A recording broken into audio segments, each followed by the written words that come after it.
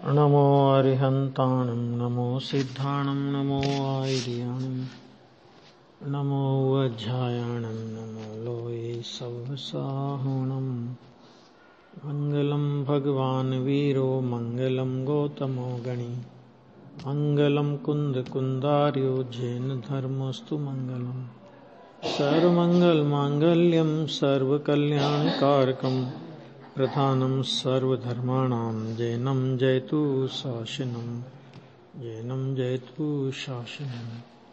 सर्वव्यापैकचिद्रूप स्वरूपाय परात्मने सोपलब्धि प्रसिद्धाय ज्ञानानंदात्मने नमः। 237 नंबर की गाथा चल रही थी। प्रकरण ये था कि अभी ये सिद्ध करते हैं कि आगम ज्ञान, तत्वार्थ श्रद्धान और संयत तत्व के अयुगपत पने को मोक्ष मार्गत्व घटित नहीं होता। इसमें 2 बिंदु लिए थे उनने। पहला तो लिया था कि जो मिथ्या दृष्टि है, अज्ञानी है, आत्मा के स्वरूप को नहीं जानता है, ऐसे जीव को तो संयम का कोई प्रश्न ही नहीं है, वहां तो मोक्ष मार्ग का कोई प्रश्न ही नहीं है।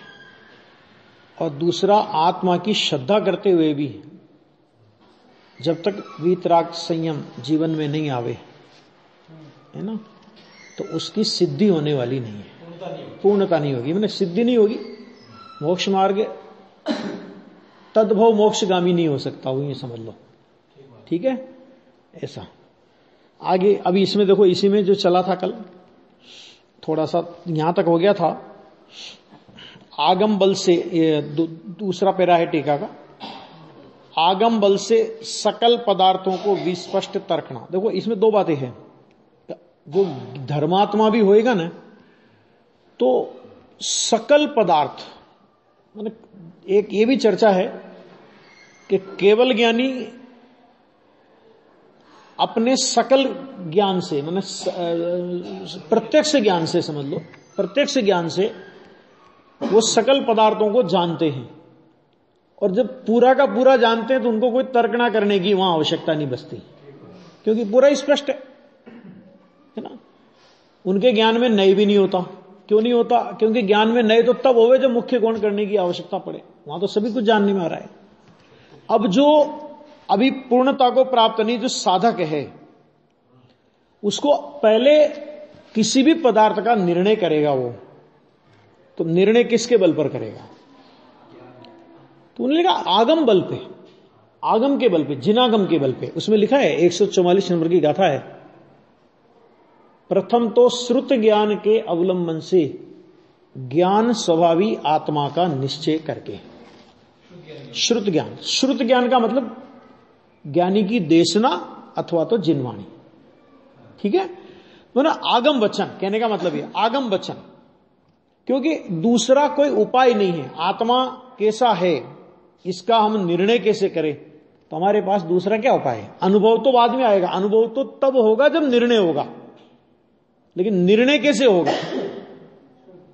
कि शुद्ध ज्ञान के अवलंबन से, है ना। तो इसलिए आगम बल, है ना। और फिर जब आगम बल में फिर क्या होता है कि जब उसको जब प्रत्यक्ष वेदन होता है जब ही, तो फिर आगम बल, तो फिर तो क्या है कि प्रत्यक्ष वेदन के बाद तो उसका जो वचन होता है वो भी आगम होता है।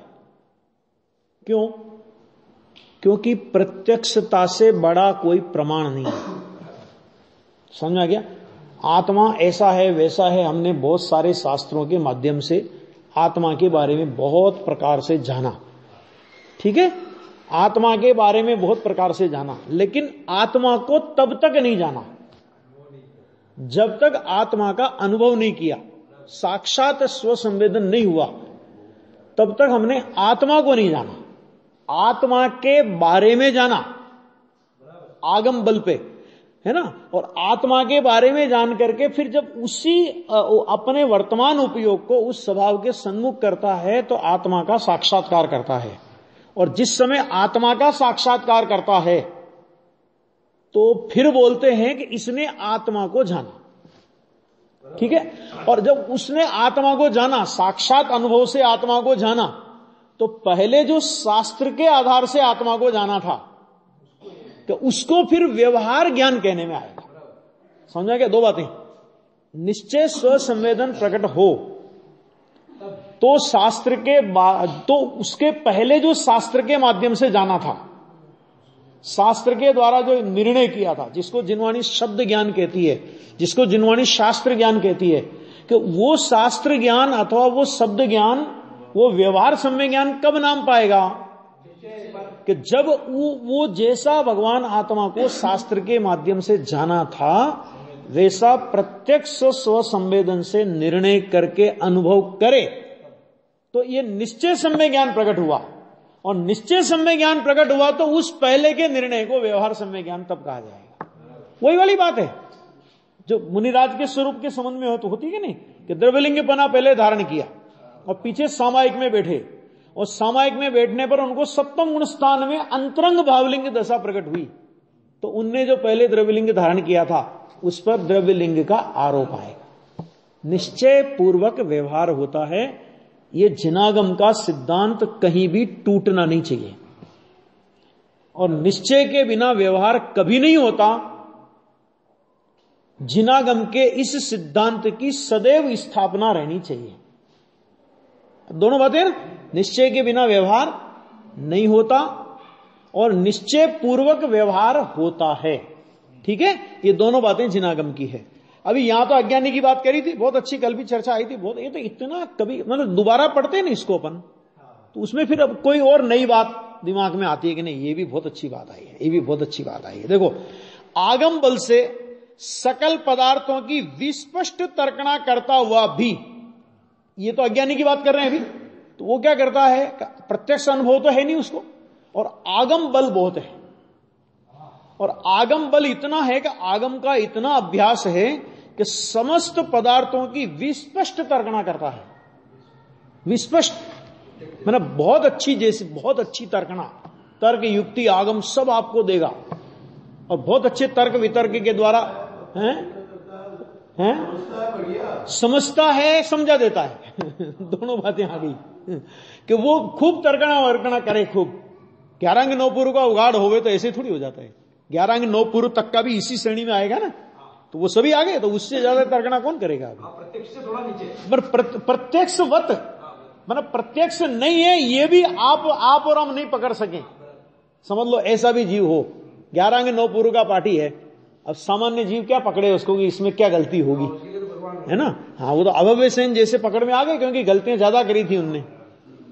नहीं तो सामान्य रूप से 11 अंग 9 पूर्व का पाठी, उसका कोई ये थोड़ी मूल्यांकन कर सकता है कि मिथ्या दृष्टि होगा। सामान्य जनता नहीं कर सकती। सामान्य जनता जिसका मूल्यांकन कर ले तो काय का फिर 11 अंग 9 पूर्व वाला है ना? हाँ, तो ऐसा तो विस्पष्ट तर्कना करता हुआ भी यदि जीव सकल पदार्थों के गेयाकारों के साथ, सारे पदार्थों के गेयाकार माने सारे पदार्थों का जैसा स्वरूप है, द्रव्य गुण पर्याय स्वरूप जैसा स्वरूप है, वैसा उसके ज्ञान में जानने में आया।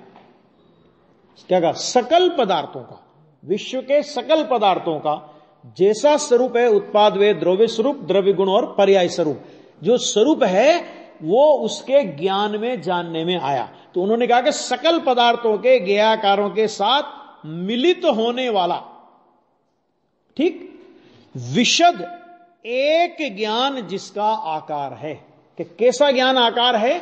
जिसका कि जिसमें विश्व के सकल पदार्थों के ज्ञेयाकार मिलित हैं। कि ज्ञान में ऐसा, ज्ञान का स्वरूप ही यह है ना ज्ञान का, तो कि विश्व का ऐसा कौन सा पदार्थ होगा कि जो ज्ञान में जानने में नहीं आएगा उसको, जिसकी वो इतनी तर्कना, भले आगम के आधार पर, भी प्रत्यक्ष नहीं है, लेकिन आगम के, देखो एक चीज समझ लो कि श्रुत ज्ञान का और केवल ज्ञान के विषय में कोई ज्यादा अंतर थोड़ी है। श्रुत ज्ञान भी द्रव्य गुण, श्रुत ज्ञान भी विश्व में अनंत जीव हैं, अनंतानंत पुद्गल हैं, धर्म धर्म आकाश एक एक है, काल द्रव्य लोक प्रमाण असंख्यात है, प्रत्येक द्रव्य उत्पाद वे द्रव्य स्वरूप है, प्रत्येक द्रव्य द्रव्य गुण पर्याय स्वरूप है। केवल ज्ञानी भी यही जानते हैं, किससे ज्यादा जानते हैं? बताना जरा। जानते ही हैं। और श्रुत ज्ञानी भी श्रुत ज्ञान के बल पे इतना जान ले, अरे अज्ञानी भी 11 अंग 9 पूर्व तक का पढ़े, सामान्य जिनवाणी पढ़ता हुए तो भी इतना जान लेवे वो जिनवाणी के माध्यम से, है ना। अंतर है प्रत्यक्ष और परोक्ष का। तो इतना सब कुछ जान लेने पर भी, माने इसमें क्या कह रहे हैं वो, कि इतना सब कुछ जान लेने पर भी क्या हुआ कि एक ज्ञान जिसका आकार है, कि वो एक जो ज्ञान का जो एक स्वरूप है, ज्ञान का जो एक आकार है, वो अनेक को जानने से अनेक रूप नहीं हो जाता। ख्याल में आ गया? जैसे पर क्षेत्र को ज्ञान जानता है, तो ज्ञान अपने असंख्यात प्रदेश रूप अपने स्व क्षेत्र को छोड़कर क्या उस पर द्रव्य के क्षेत्र रूप हो गया? ज्ञान अपने द्रव्य के स्वरूप को छोड़कर क्या पर द्रव्य को जानता है तो उस पर द्रव्य रूप हो गया, है ना। ऐसे ही सभी चतुष्टय वगैरह लगा लेना उसमें। तो वो ये कह रहे हैं कि जिसका एक आकार है, ऐसे आत्मा को उस प्रकार से माने कैसे उस प्रकार से का मतलब क्या होगा यहां पे?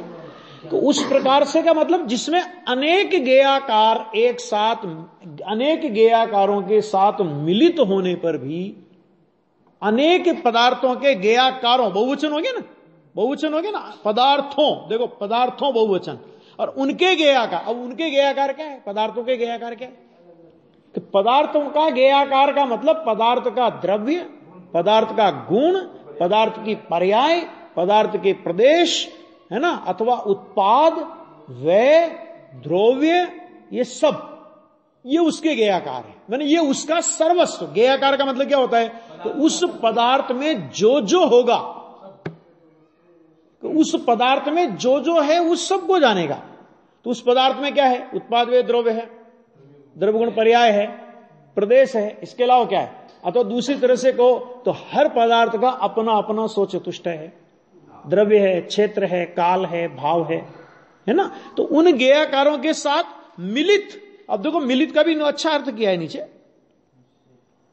मिलित होने वाला माने मिश्रित होने वाला, जिसके लिए पंडित टोडरमल जी ने लिखा गेय मिश्रित ज्ञान का अनुभवन करता है, नि केवल ज्ञान का अनुभव नहीं करता, नि केवल ज्ञान का अनुभव नहीं करता। ये मिथ्या दृष्टि।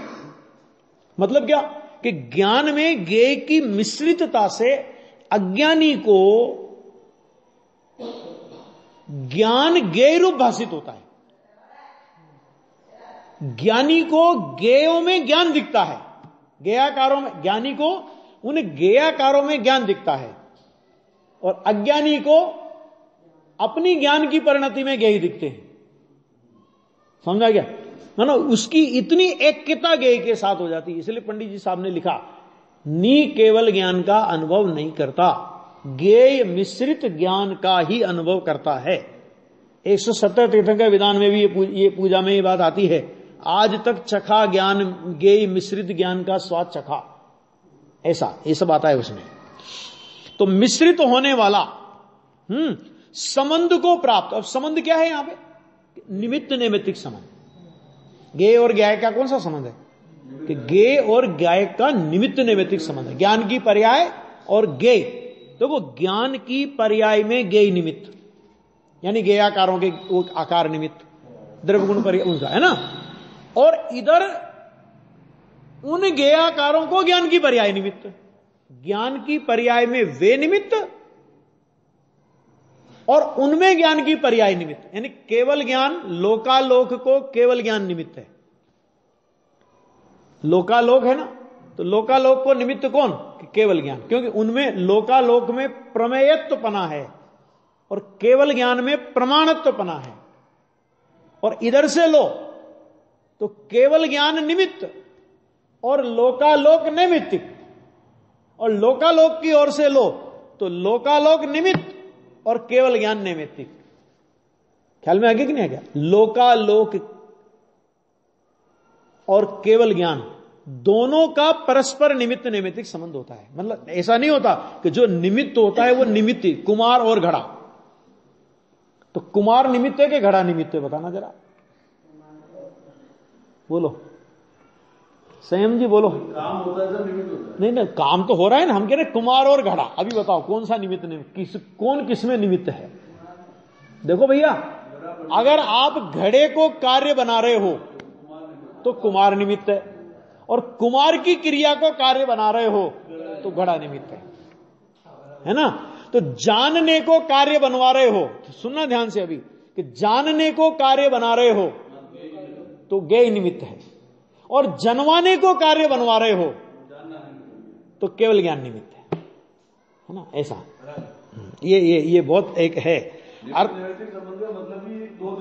दो द्रव्यों की स्वतंत्र। तो जैसे अपन कह रहे हैं ना, एक समय की पर्याय, दो द्रव्यों की भी एक समय की पर्याय, हाँ, दो द्रव्यों की भी एक समय की पर्याय में, तो दो द्रव्य में ले तो त्रिकाल निमित्त नैमित्तिक संबंध हो जाएगा।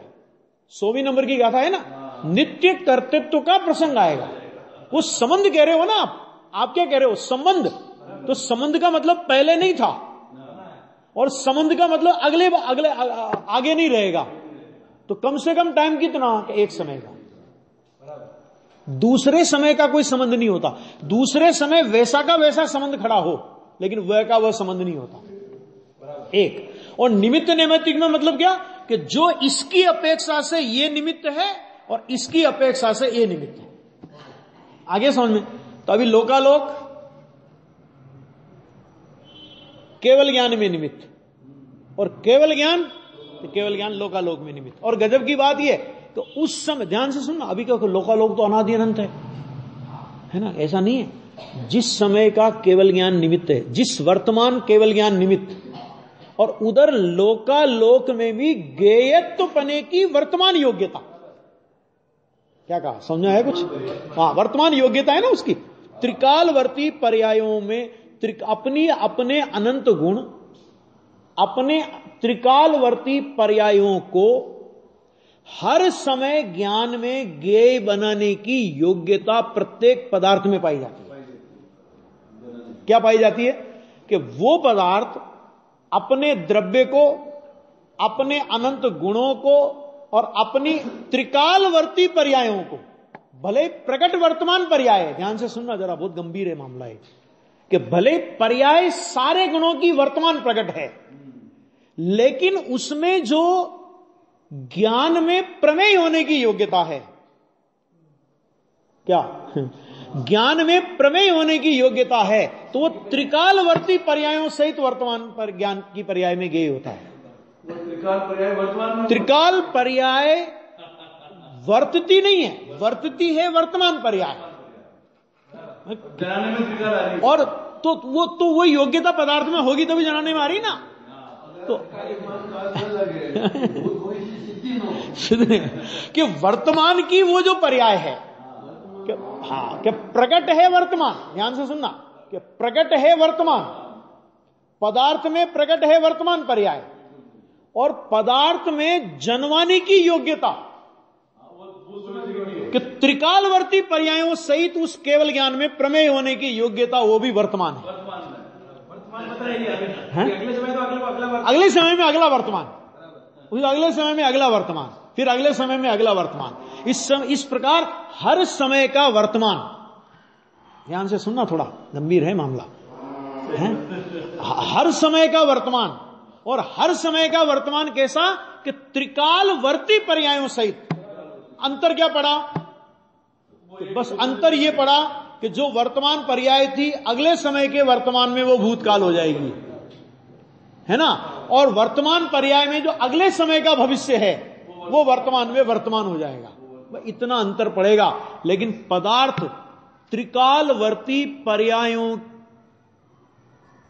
को प्रमेय करता हुआ, भले प्रकट रूप में, फिर कोई भ्रम नहीं पालना कोई भी, कि प्रकट पर्याय तो वर्तमान होगी, और वर्तमान होने पर भी हर पदार्थ में प्रमेयत्व नाम का ऐसा धर्म है, ऐसा गुण है, और उस प्रमेयत्व का जो रूप है वो उसके द्रव्य में व्याप्त है, उसके अनंत गुणों में व्याप्त है, उसकी त्रिकालवर्ती पर्यायों में व्याप्त है, और ज्यादा बारीकी में जाओ तो एक एक अविभागी प्रतिच्छेद में व्याप्त है ना।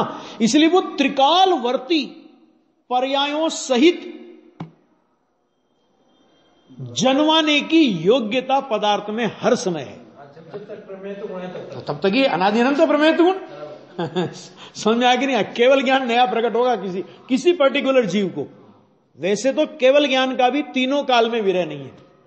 गुरुदेव श्री इसके लिए एक वाक्य बोलते थे, 3 काल को जानने वाले का विरह 3 काल में कभी नहीं होता। ख्याल में आ गया कि त्रिकाल को जानने वाले का विरह त्रिकाल में कभी नहीं होता। कि भूतकाल में केवल ज्ञानी नहीं थे, वर्तमान में भी हैं, भविष्य में भी हैं, बढ़ेगी संख्या।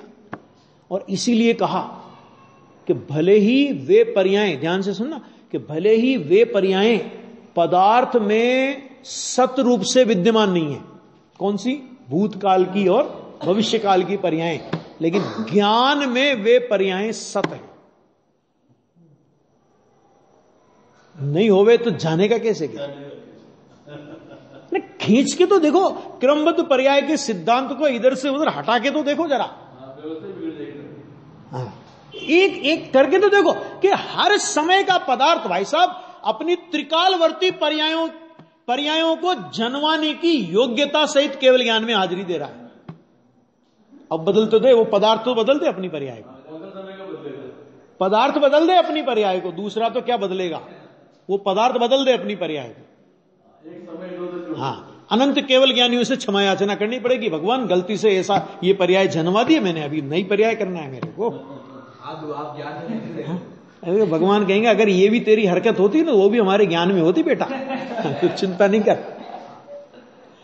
मतलब कभी कभी लगता है कि ज्ञान और ज्ञेय की ये व्यवस्था समझने के बाद क्या क्रमबद्ध पर्याय के सिद्धांत से हम इंच नहीं, एक प्रदेश जितना भी हटके बता दे कोई, शंका ही नहीं है ना। वज्र सिद्धांत है ये, वज्र सिद्धांत, बराबर है कि नहीं? इस एंगल से इसका विचार करो,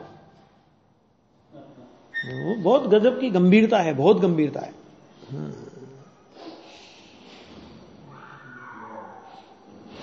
मैं उसमें आया था एक शब्दों में ना, कभी लगता है ना, देखो वस्तु की व्यवस्था की ओर से देखो तो ये व्यवस्था, केवल ज्ञान की ओर से देखो तो ये व्यवस्था, निमित्त उपादान की संधि से जाओ तो जैसा कार्य होना है उसके अनुकूल अनंतर पूर्व क्षणवर्ती पर्याय उसी धारा में चलेंगी, है ना? होगा। मान लो घड़ा बनते फूटना है उस घड़े को, तो क्या होगा पता है? मिट्टी से लोई बनेगी, लोई से वो चाक पे चढ़ेगा, सब कुछ होगा, और इतने में एक बालक को उधर से आना और उसकी ठोकर लगना और घड़े का फूटना। तो जिस समय घड़े को फूटना है उसी समय बालक को आना होगा वहां पे, उसके पहले नहीं आ सकता, उसके बाद नहीं आ सकता, क्योंकि उसी समय उसमें निमित्त होने की योग्यता है, उसी समय घड़े में फूटने की योग्यता है, और वहां तक घड़ा बनने की योग्यता है। समझ आ गया?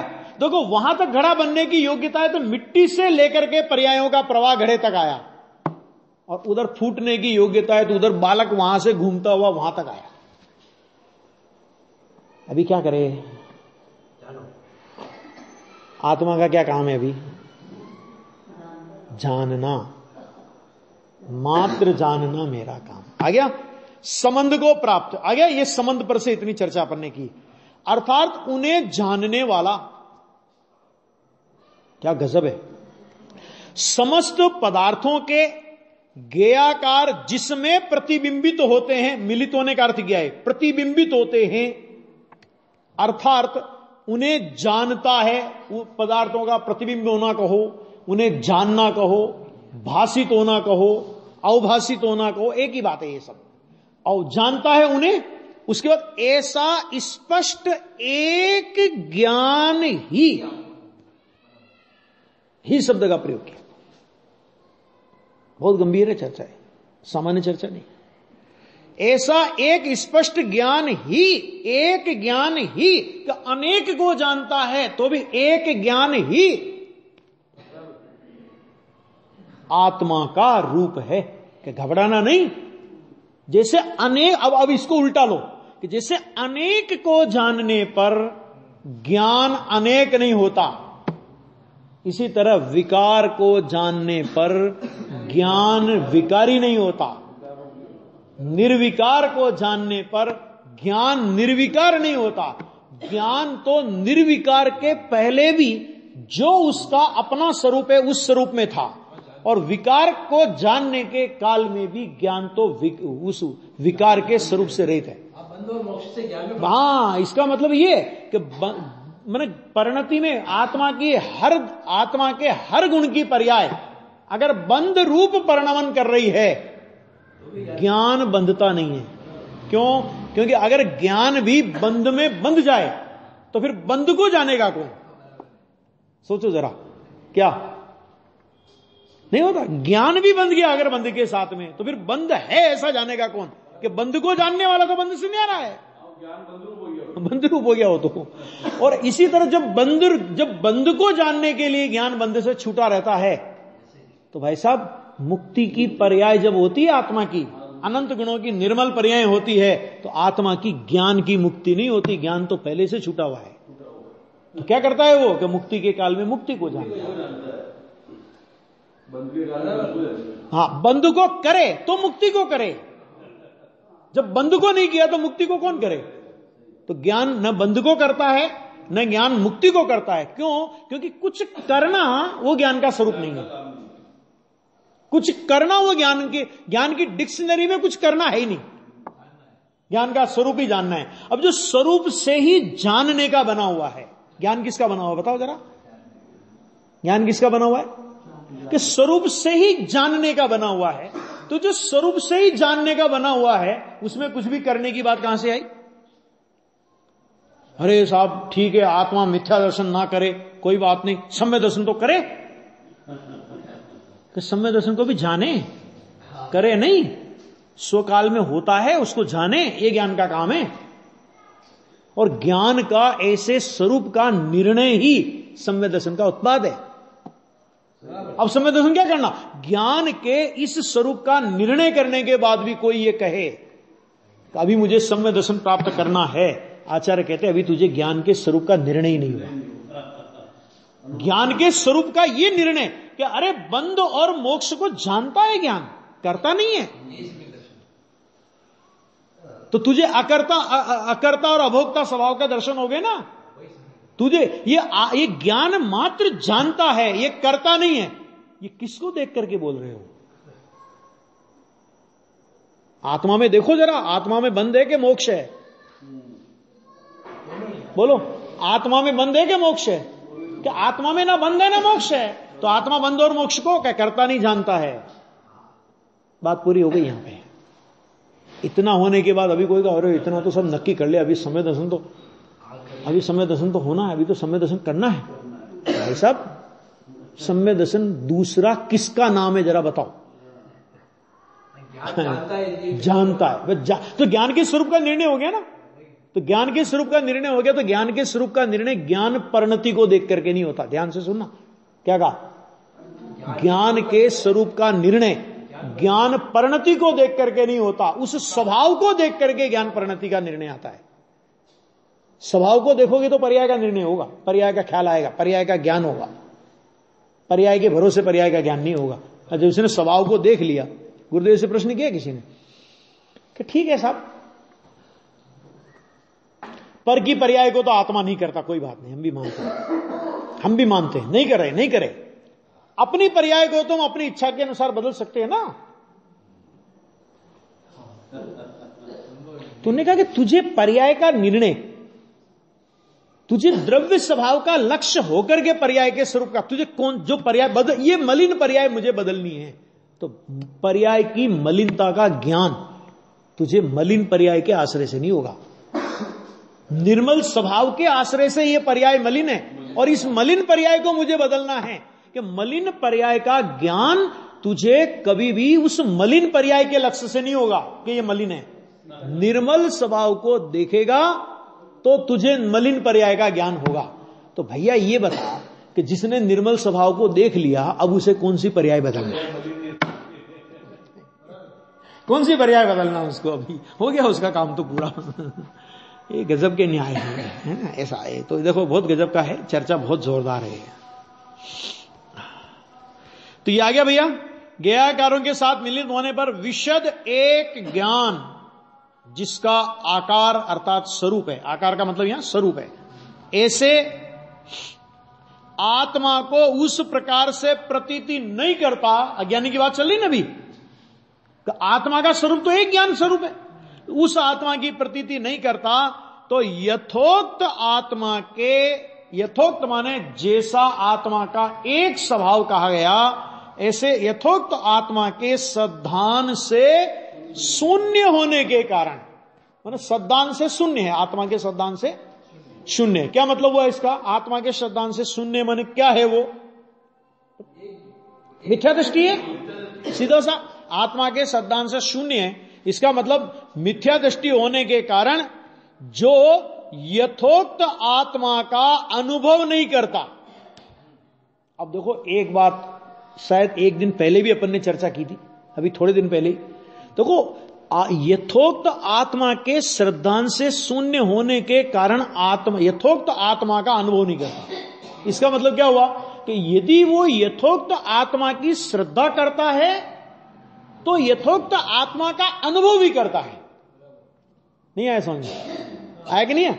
इसका मतलब क्या हुआ कि अनुभव के काल में आत्मा का श्रद्धान होता है, अनुभव के बिना अकेली धारणा ज्ञान रूप श्रद्धा, परलक्षी श्रद्धा, उसका कोई मूल्य जैन दर्शन में नहीं है। आगे बात समझ में? तो यथोक्त आत्मा का अनुभव नहीं करता, ऐसा वह ज्ञेय निमग्न, दो नाम दिए उसको, दो, एक तो कहा कि वो ज्ञेय निमग्न है, मतलब वो ज्ञेय में डूब गया। निमग्न का मतलब तो समझते हैं, निमग्न माने क्या होता है कि डूब गया। तो एक दो बातें हैं कि या तो ज्ञान में डूब जाओ यानी आत्मा में डूब जाओ, तो आत्मा में डूबोगे तो केवल ज्ञान लेके निकलोगे, और आत्मा में नहीं डूबे और ज्ञेयों में डूब गए तो ज्ञेय माने सारा विश्व, विश्व के पर पदार्थ, स्वज्ञेय का तो पता ही नहीं, स्वज्ञेय भी है आत्मा लेकिन स्वज्ञेय का तो पता नहीं, वो तो अनेक आकार जो देखे उसने ज्ञान में, अनेक ज्ञेयाकार देखे, तो वो ज्ञेय में निमग्न होता है। माने उन ज्ञेयाकारों को ज्ञान की कल्लोलें मानने के बजाय, उन ज्ञेयाकारों को ज्ञानाकार मानने के बजाय, और ज्ञानाकार को ज्ञान का परिणमन मानने के बजाय, और ज्ञान के परिणमन को भगवान ज्ञायक स्वभाव स्वरूप मानने के बजाय अज्ञानी क्या करता है कि देखो उसने, देखो परिणति तो वो की वही है, ध्यान से सुनना, एक यही कलाकारी है बस, कि परिणति तो ज्ञान की परिणति तो वो की वही है, उसी ज्ञान की परिणति को देखने की दो नजरें हैं। क्यों कि उस ज्ञान की परिणति में उस ज्ञान का ऐसा स्वभाव है कि वो जानन स्वभाव होने पर भी उस ज्ञान की स्वच्छता में अनेक ज्ञेय जैसे आकार बनेंगे।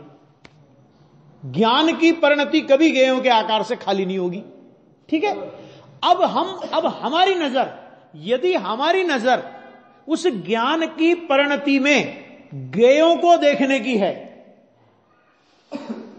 ख्याल में आ गया, तो हम ज्ञेय निमग्न हो जाएंगे और ज्ञान से विमूढ़ हो जाएंगे। और यदि हमने उस ज्ञान की परिणति में ज्ञेयाकारों की झलकन को, ज्ञेयाकार नहीं, यह ज्ञान के ही आकार हैं, ज्ञान के आकार ज्ञान से न्यारे नहीं होते, और ज्ञान कभी भी अपने आत्मा से भिन्न नहीं होता। ठीक है, जैसे वो अज्ञानी ज्ञान की पर्याय में ज्ञेय जैसे आकार देखकर ज्ञेयों को पकड़ता है, ध्यान में आ गया ना, किसको पकड़ता है वो? ज्ञेयों को पकड़ता है।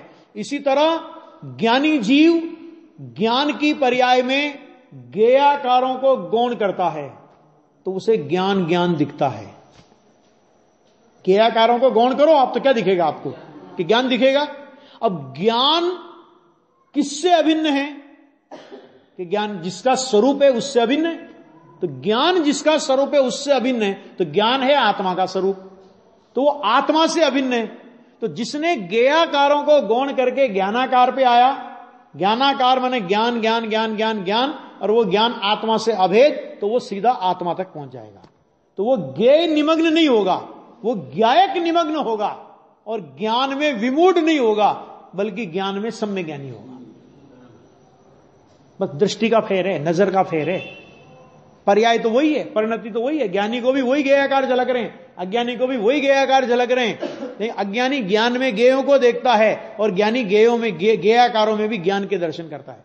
जो गेयाकारों में ज्ञान के दर्शन करे वो ज्ञानी, और जो ज्ञान में गेयों के दर्शन करे उसका नाम अज्ञानी। वो सीधी सी बात है, 2 और 2 4, इतनी बात है बस, ये और कुछ नहीं है। तो आ गया वह गेय निमग्न ज्ञान विमूढ़ जीव कैसे ज्ञानी होगा? क्योंकि वो तो गेयों में डूब गया। वो तो गेयों में डूब गया तो क्या होगा? बस गेयों में डूब गया तो उसके ज्ञान पर आवरण आएगा। ध्यान से सुनना, गेयों में डूबेगा, ज्ञान पर आवरण आएगा। आप जितनी ज्यादा जानने की इच्छा करोगे उतना आपका ज्ञान घटेगा, ज्ञान क्षीण होगा, ज्ञान पर आवरण आएगा, और जानने की आकांक्षा छोड़ दो, सारे जगत के गेय आपके ज्ञान में डूब जाएंगे। ये कला है केवल ज्ञान की। केवल ज्ञान क्यों नहीं कि भव समुद्र सीमित क्यों, सीमंदर भगवान कर सीमित निज ज्ञान को, अपने ज्ञान को अपने में सीमित कर लिया तो केवल ज्ञान प्रकट हुआ, और अपने ज्ञान को गेयों में फैला दिया तो अक्षर के अनंतवा भाग ज्ञान का उगाड़ रह जाएगा। यह है यहां पे गेय निमग्न ज्ञान मूढ़ जीव कैसे ज्ञानी होगा? नहीं होगा, वह अज्ञानी ही होगा। और अज्ञानी को गेय द्योतक होने पर भी आगम क्या करेगा? माने आगम गेयों का प्रकाशक होने पर भी वह अज्ञानी के लिए क्या कर सकता है? क्यों नहीं कर सकता? क्योंकि उसको ज्ञान को, उसको नजर करनी नहीं है। क्या कर सकता है? इसलिए श्रद्धान शून्य आगम से सिद्धि नहीं होती। श्रद्धान शून्य आगम से, माने श्रद्धा नहीं है, खाली आगम की जानकारी करता। आगम बल, अकेले आगम बल से कुछ नहीं होता। माने वो आगम बल जब तक श्रद्धा के बल रूप परिणमित ना हो तब तक उसमें कुछ नहीं हो सकता। आगे बात समझ में यहां तक है? अभी है 5 साल, चलो। और अब इसके बाद देखो, और सकल पदार्थों के गेयाकारों के साथ मिलित होता हुआ, कंडीशन वो की वही है ना? हाँ, विशद एक ज्ञान जिसका आकार है ऐसे आत्मा का। क्योंकि किसका आकार है ये? कि ये जो जिसमें सारे गेयाकार झलक रहे हैं, और अनंत गेयाकार झलकने पर भी जो एक आकार है, तो वो एक आकार है किसका? उस आकार का मालिक कौन है? कि उस आकार का मालिक आत्मा है ना? तो एक आत्मा का, ऐसे आत्मा का श्रद्धान करता हुआ भी, माने ऐसे आत्मा का श्रद्धान करके सम्य दर्शन प्राप्त कर लिया, अनुभव भी किया, अनुभव आया था ना ऊपर, प्राप्त कर लिया, अनुभव करता हुआ भी। देखो अभी बहुत से लोग बोलते ना, तो साहब ये बताओ श्रद्धान होता है तो अनुभव होने की कहां गारंटी है? लिखा है ना भैया, श्रद्धान करता हुआ भी, अनुभव करता हुआ भी, कितना स्पष्ट लिखा। लोग कहते हैं आचार्यों का लाओ, ये आचार्य का लो। कुंद आचार्य, अभी गुरुदेव का मैं प्रवचन सुन रहा था, एक बहुत अच्छी बात उन्होंने कही। सारे विद्वान बैठे हुए थे, दीपावली के समय का शिविर कुछ होगा सोनगढ़ में, उस समय का प्रवचन था, बहुत मस्ती में गुरुदेव बोल रहे थे। तो उसमें एक बहुत अच्छी बात उन्होंने कही कि देखो कुंद आचार्य कितने महान, कितने गंभीर ग्रंथ उन्होंने रचे, भगवान की वाणी सुनकर के कितने गंभीर ग्रंथ रचे, तो 1000 साल तक तो उसकी टीका करने वाला कोई नहीं मिला। क्या मतलब? तो इसके 2 अर्थ हो सकते हैं। या तो इसका मतलब यह हुआ कि इतनी कोई खास बात नहीं थी उनके ग्रंथों में कोई खास बात नहीं थी कि 1000 साल तक किसी ने ध्यान ही नहीं दिया। और एक बात यह कि इतनी गंभीरता थी ग्रंथों की, इतनी गंभीरता थी कि समझ में तो सारे भावलिंगी संतों को आता था। क्यों? क्योंकि जहां से कुंद आचार्य भगवान जिस शुद्धात्मा का दर्शन करते थे, सभी भावलिंगी संत उसी शुद्धात्मा का दर्शन करते हैं। समझ में सबको आता है, लेकिन उस समझ को भाषा देना, जितना गंभीर कुंद आचार्य का हृदय है, उतनी गंभीर उसको भाषा देना, ये अमृत चंद्र जैसे महान वीतरागी संत के ही वश के बात थी, है ना? ये उनने कहा। तो गुरुदेव ने कहा इसमें तुच्छता मत समझना, कि 1000 साल तक किसी ने ध्यान नहीं दिया, 1000 साल तक किसी ने टीका नहीं की थी, इन ग्रंथों में कुछ माल नहीं होगा। कह रहे भाई इतना माल था कि 1000 साल तक इतनी गंभीर टीका करने के लिए कोई तैयार ही नहीं हुआ। और सच है, ये कोई गुरुदेव ने कही सो नहीं, पंडित टोडरमल जी ने, रहस्यपूर्ण चिट्ठी आप पढ़ना, मुल्तान नगर के मुमुक्षु भाइयों को, आत्मार्थियों को पंडित टोडरमल जी ने चिट्ठी लिखी। आज के जमाने जैसा तो था नहीं कि लिखी और फटाक से डाक के डिब्बे में डाली, 8 दिन पहुंच जाएगी। कितनी मुश्किलों से दूसरे किसी के पास से पत्र आया था टोडरमल जी के पास, डायरेक्ट टोडरमल जी को पत्र नहीं था, वो किसी दूसरे मुमुक्षुओं को उन्होंने लिखा, और उन्होंने उस पत्र प्रश्न की गंभीरता को देख करके वो पत्र पंडित टोडरमल जी को भेजा, और फिर पंडित टोडरमल जी ने सीधे उन मुमुक्षुओं को लिखा कि जिन्होंने वो पत्र उनको लिखा था दूसरे लोगों को। तो उसमें एक बहुत अच्छी बात लिखी कि यदि तुमको सिद्धांत का ज्ञान करना है तो वो गोमट सार में पाइए है, और यदि तुम्हें अध्यात्म का ज्ञान करना है तो समय सार की आत्मख्याति टीका में से पाइए है। मतलब समय सार की भी बात नहीं की टोडरमल जी ने, तो क्योंकि समय सार की गाथाएं हैं, और गाथाएं संक्षिप्त होती है, उसकी गंभीरता, उसका रहस्य, उसका मर्म तो वो टीका में खोला है। तो पंडित जी साहब ने इतना लिखा कि अगर तुमको अध्यात्म का रहस्य समझना है तो समय सार की आत्मख्याति टीका विषय पाइए। ये पंडित टोडरमल जी की का जजमेंट है, ये अमृतचंद्र आचार्य देव के लिए। आप सोचो कि कितनी गंभीर ये टीका है। गुरुदेव तो बोलते थे भरत क्षेत्र के किसी दिगंबर शास्त्र की समय सार प्रवचन सार जैसी गंभीर टीका नहीं है। और ये गुरुदेव भी नहीं, अभी एक मैंने संस्कृत के एक कोई वो था, एक कोई विदेशी कोई संस्कृत का साहित्यकार था, तो उससे ये प्रश्न हुआ कि संस्कृत की सबसे गंभीरतम रचना आप किसे मानते हैं, और नॉन जैन है। आश्चर्य मुझे लगा, खुद को आश्चर्य हुआ। तो उस नॉन जैन ने कहा, नॉन जैन संस्कृत का बहुत अच्छा मतलब ज्ञाता, उसने ये कहा कि समय सार की आत्मख्याति टीका जैसी गंभीरता किसी शास्त्र में नहीं है।